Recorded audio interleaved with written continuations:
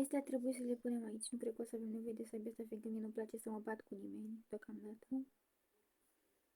Combustibil, hai că avem plin. Nu bine. Renciu îl punem aici. Și ne mai trebuie o cheiță și poate o mască. În rest, pizza asta nu o las în congelator. O să o mănânc când o să am nevoie de ea. Dacă n-ați văzut tot, uitați-vă pe canal pentru că sigur veți vedea. Deci de aici putem să cumpărăm de toate, gen toate mâncărurile, așa că nu mai avem nevoie de ele. Avitis laser. Ah, perfect, laser. Partea asta e mai complicată pentru că trebuie să sar sus. Sar sus odată! Haide, haide, haide! Ei, da. Ciuciu. Nu mai sărim pentru că s-a dat asta sus și nu mai are rost. Bun.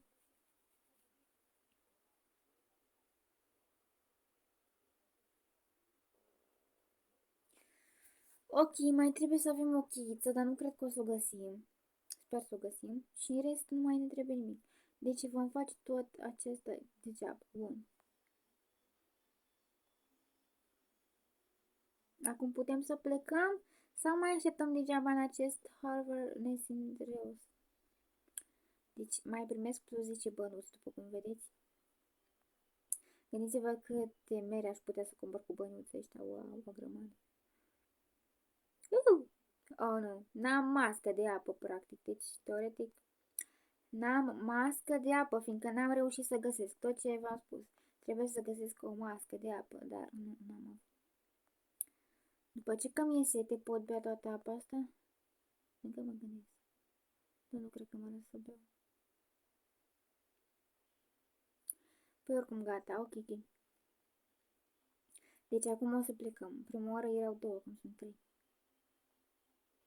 În cazul în care nu îmi găsesc din ele, o să găsesc eu cumva, știu sigur. Hai mă, ieși! Așa, bun. Nimic, nimic.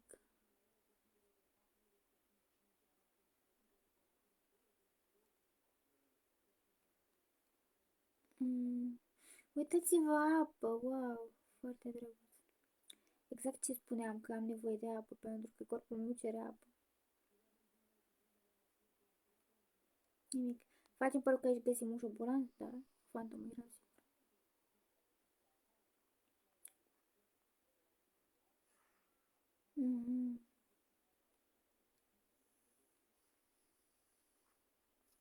Nu intru acolo că mi-e frică, poate mă sapui. Uitați-vă ok, exact ceea ce am spus că am nevoie. Bun. Ne întoarcem înapoi pentru că sunt foarte plictisită și nu am chef să mai caut.